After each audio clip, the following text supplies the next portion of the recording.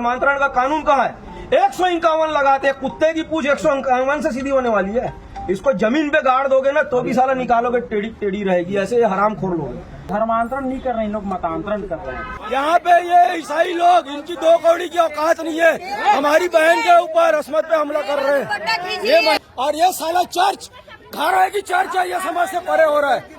नमस्कार, मैं पवन केसवानी, राष्ट्रबोध में आपका स्वागत है। पिछले कुछ रविवार से लगातार छत्तीसगढ़ में जगह जगह धर्मांतरण करवाने के लिए प्रार्थना सभा करवाए जाने की खबरें सामने आ रही है। ऐसी प्रार्थना सभा के आड़ में जिस तरह से हिंदुओं का पहले मतांतरण फिर धर्मांतरण करवाया जाता है, तो इसके विरुद्ध हिंदूवादियों के आक्रोश की खबर सोमवार के अखबार में प्राय पिछले कुछ सप्ताह से पढ़ने को मिल रही है। लेकिन उससे पहले ये सोशल मीडिया का दौर है, ढेर सारे वीडियो के बाद जो आधी अधूरी खबरें सामने आती है तो उसे लेकर समाज में तरह तरह की चर्चाएं होती है। पिछले रविवार यानी कल भी छत्तीसगढ़ के कई इलाकों में प्रार्थना सभा की आड़ में ईसाई मिशनरियों द्वारा खुलेआम करवाए जा रहे धर्मांतरण की खबरें सामने आई।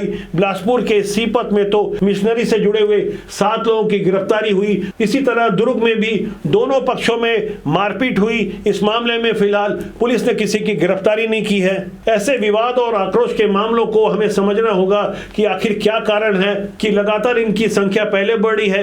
क्या यह संख्या हाल के दिनों में बढ़ी है या पहले से लंबे समय से यह धर्मांतरण का खेल चलता रहा, लेकिन इनके विरुद्ध मामला मुकदमा दर्ज नहीं होता रहा। छत्तीसगढ़ में इस वक्त भारतीय जनता पार्टी की सरकार है तो ऐसा माना जा रहा है। यही कारण है कि अब हिंदूवादियों की सुनवाई ज्यादा हो रही है। पहले जब भूपेश बघेल की सरकार थी तो ऐसे में समझा जा रहा है कि वोट बैंक की पॉलिटिक्स के कारण धर्मांतरण से जुड़े हुए मामलों की FIR दर्ज नहीं की जाती रही।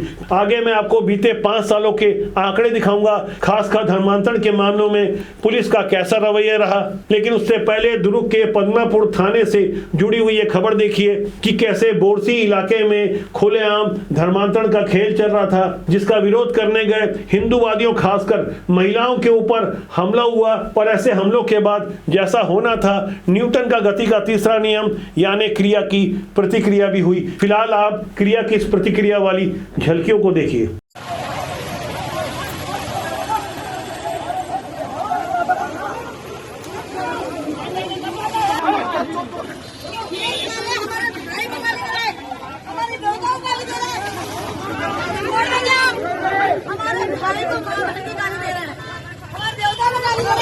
तो हिंदूवादी संगठन को बोलते आप उग्र मत हो।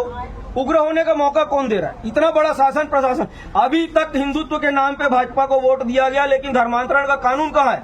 151 लगाते, कुत्ते की पूछ 151 से सीधी होने वाली है।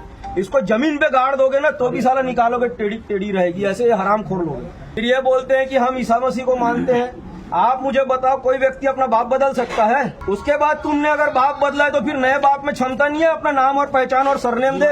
यादव साहू लिख के हिंदुओं के बीच में तुम क्यों भ्रम फैलाते हो? धर्मांतरण नहीं कर रहे हैं, लोग मतांतरण कर रहे हैं। पहला स्टेप है मतांतरण, उसके बाद है धर्मांतरण, उसके बाद है 32वां।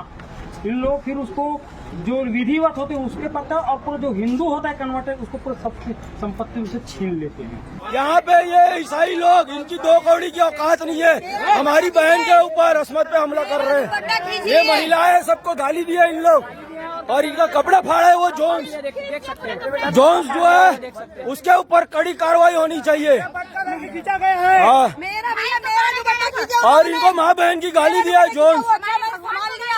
हाँ, ये जोन्स अंदर जाना चाहिए। और ये साला चर्च घर है कि चर्च है, ये समझ से परे हो रहा है। दुर्ग की तरह बिलासपुर में भी हालात बेहद तनावपूर्ण रहे। रविवार के दिन सीपत इलाके में प्रार्थना सभा की आड़ में धर्मांतरण का खुला खेल चल रहा था, जैसा कि लंबे समय से बिलासपुर और उसके आसपास के इलाकों में चलता रहा है, जिस वजह से खासकर ग्रामीण इलाकों में डेमोग्राफी में तेजी से बदलाव आया है। उस आंकड़े को भी हम आगे देखेंगे। फिलहाल आप बिलासपुर से जुड़ी धर्मांतरण को लेकर हो हंगामे की इस वीडियो पर गौर करें।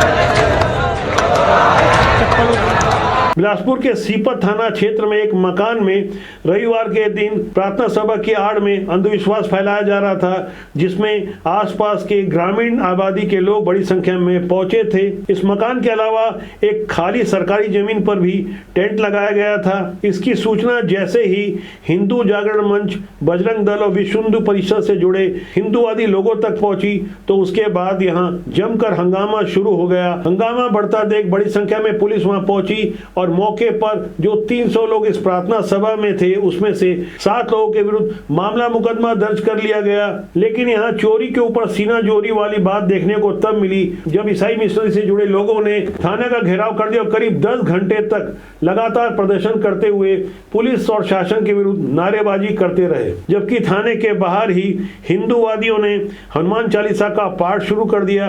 बिलासपुर में मिशनरी के विरुद्ध यह सख्त कार्रवाई एसएसपी रजनेश सिंह के निर्देश पर हुई। पुलिस का कहना है कि धर्मांतरण के विरुद्ध सख्त कार्रवाई की जाएगी। बीते साल यानी वर्ष 2024-25 में छत्तीसगढ़ के अलग अलग थानों में धर्मांतरण से जुड़े 23 मामलों को पुलिस ने दर्ज किया है। लेकिन इसके पहले के 3 सालों का मैं आपको आंकड़ा बताऊंगा। ये वो 3 साल है जब भूपेश बघेल की सरकार थी, तब कितनी एफआईआर दर्ज होती थी, जबकि विष्णुदेव साय की सरकार आते ही प्रलोभन और अंधविश्वास के जोर पर धर्मांतरण करवाने वालों के विरुद्ध अपेक्षाकृत ज्यादा एफआईआर दर्ज होने लगी। वर्ष 2024-25 में 23 मामले दर्ज किए गए, यानी जब भाजपा की सरकार आई तो ऐसा माना जा रहा था अपेक्षाकृत धर्मांतरण के विरुद्ध ज्यादा मामले दर्ज होने लगे। मैं इस 24-25 के पहले के 3 सालों की बात करूं, आंकड़ों को देखकर आपको हैरानी होगी कि आखिर पुलिस धर्मांतरण के विरुद्ध इतने कम मामले कैसे दर्ज करती रही। वर्ष 2021-22 में जब छत्तीसगढ़ में भूपेश बघेल की सरकार थी तो सिर्फ 9 मामले धर्मांतरण के विरुद्ध दर्ज किए गए, जबकि 2022-23 में सिर्फ 3 मामले दर्ज हुए, जबकि 23-24 में इन आंकड़ों में थोड़ा सुधार हुआ क्योंकि सत्ता परिवर्तन हुआ था, तब जाके 9 मामले दर्ज हुए। यहाँ हैरान करने वाली बात यह है कि धर्मांतरण से पूरा बस्तर उबल रहा है। वनांचल इलाके सरगुजा में भी कमोबेश ऐसे ही हालात हैं और बिलासपुर के आसपास तो आए दिन धर्मांतरण को लेकर विवाद होते रहते हैं, लेकिन ऐसे विवादों को पुलिस अपने रिकॉर्ड में दर्ज नहीं करती रही। मौजूदा साल में अगस्त तक ही जब 23 मामले दर्ज हुए थे, आने वाले समय में धर्मांतरण के विरुद्ध और ज्यादा मामले मुकदमे दर्ज होंगे। यहाँ साफ तौर पर माना जा रहा है कि खास विचारधारा को राजनीतिक संरक्षण मिलता रहा। छत्तीसगढ़ की भूपेश बघेल सरकार के विरुद्ध तुष्टीकरण के आरोप लगते रहे। मौजूदा हालात में भी हिंदूवादियों को भी मौजूदा सरकार से शिकायत है। हालांकि मौजूदा विष्णुदेव साय सरकार धर्मांतरण के विरुद्ध कड़े एक्शन ले रही है, लेकिन हिंदूवादियों का मानना है ऐसे एक्शन अपर्याप्त हैं। मुख्यमंत्री विष्णुदेव साय जो खुद हिंदू हृदय सम्राट स्वर्गीय दिलीप सिंह जुदेव को अपना राजनीतिक गुरु मान चुके हैं, जबकि स्वर्गीय दिलीप सिंह जुदेव की पहचान ऑपरेशन घर वापसी के कारण पूरे विश्व में हुई। और यदि मुख्यमंत्री विष्णुदेव साय उन्हें अपना गुरु मानते हैं तो ऐसे में आप समझ सकते हैं धोखे और प्रलोभन की आड़ में धर्मांतरण करवाने वालों के विरुद्ध छत्तीसगढ़ की मौजूदा सरकार के एक्शन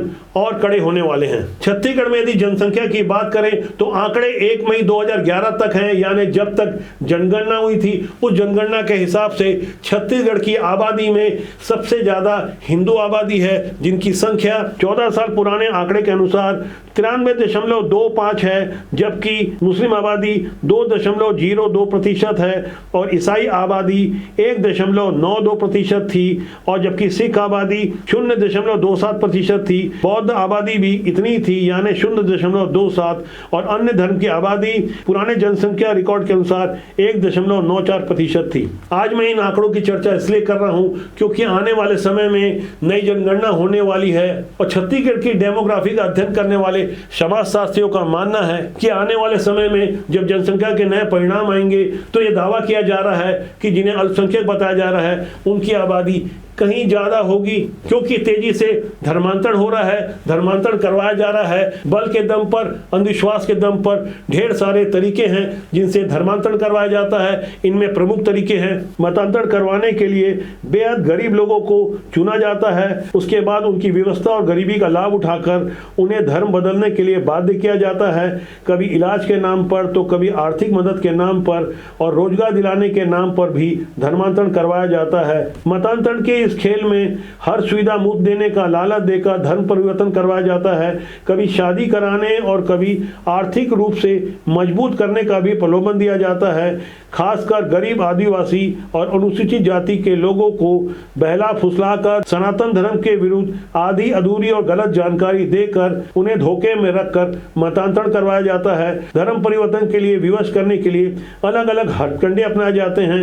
कई बार लोगों को धोखा देकर और लालच देकर उनका मतांतरण इस तरह से करवाया जाता है कि उन्हें पता ही नहीं चलता कि उन्होंने कब अपना मतांतरण कर लिया, कब उन्होंने धर्मांतरण कर लिया। छत्तीसगढ़ में जब भूपेश बघेल की सरकार थी तो आपको याद होगा कि भूपेश बघेल के बेहद करीबी और फिलहाल जेल में बंद कवासी लखमा जो शराब घोटाले मामले में जेल में बंद हैं, वो बड़ी जिम्मेदारी से ये कहते रहे कि आदिवासी तो हिंदू नहीं होता। तो यहाँ के मूलवासी हम लोग हैं, जंगल का रक्षा करने वाले हम लोग हैं, पहाड़ को रक्षा करने वाले हम लोग हैं, इसलिए हमारा अलग से कोड होना चाहिए।